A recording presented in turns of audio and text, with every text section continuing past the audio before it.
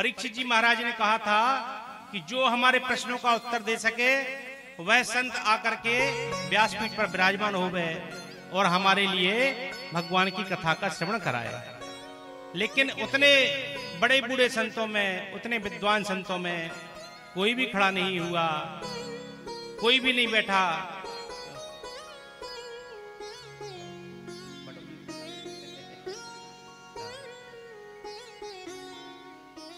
कोई भी खड़ा नहीं हुआ और कोई आसन पर नहीं बैठा, क्योंकि आज सबको प्रतीक्षा है कि परमहंस, परम संत शिरोमणि श्री सुखदेव जी महाराज का आगमन होने वाला है। सब उनको सुनने के लिए लालायत है।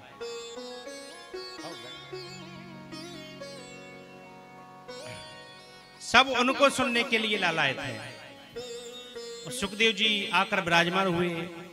परीक्षित ने जैसे ही प्रश्न किया तो सुखदेव जी ने एक भी व्यवहार की चर्चा नहीं की। नहीं तो विचार करें, किसी के ऊपर इतनी बड़ी आपत्ति आई हो, इतनी बड़ी विपत्ति आई हो कि एक हफ्ते में कोई मरने वाला है, ये निश्चित हो चुका है, तो हमारे जैसे वक्ता तो जाते तो एक आध दिन का समय तो हम ऐसे ही निकाल देते हालचाल पूछने में, अरे राम राम, बड़ा दुख हुआ, दुख प्रकट करने में। समीक ऋषि को, श्रृंगी ऋषि को ऐसा नहीं करना चाहिए था, बहुत गलत किया, इतने छोटे से अपराध का इतना बड़ा श्राप दिया।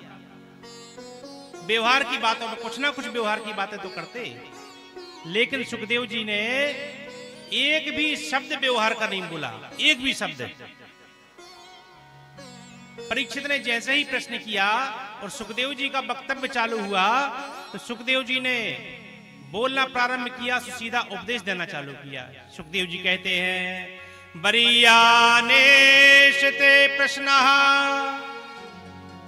कृतो लोकहितं नृपः आत्मवित् सम्मतः पुंसा श्रोतव्यादिषु या परः।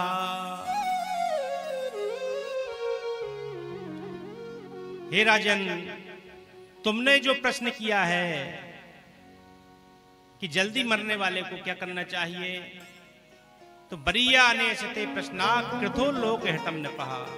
राजन, तुम्हारा यह प्रश्न केवल लोकहित के लिए है, लोकहित के लिए तुमने प्रश्न किया, क्योंकि सुखदेव जी भी जानते हैं कि परीक्षित का कल्याण तो पहले से निश्चित है। कल भी हमने बहुत से प्रमाण दिए थे कि परीक्षित को कल्याण में कोई संशय नहीं है। केवल हमारे और आप जैसे लोगों के लिए ही परीक्षित ने यह प्रश्न गुरु सुखदेव जी महाराज से किया है कि जल्दी मरने वाले को क्या करना चाहिए।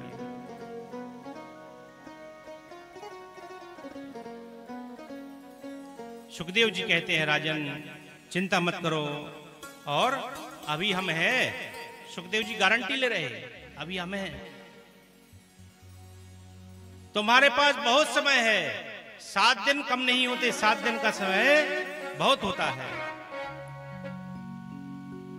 राजन, अगर ठीक से समय संभाला जाए तो 7 दिन दूर की बात है, एक पल में कल्याण हो सकता है, एक पल में।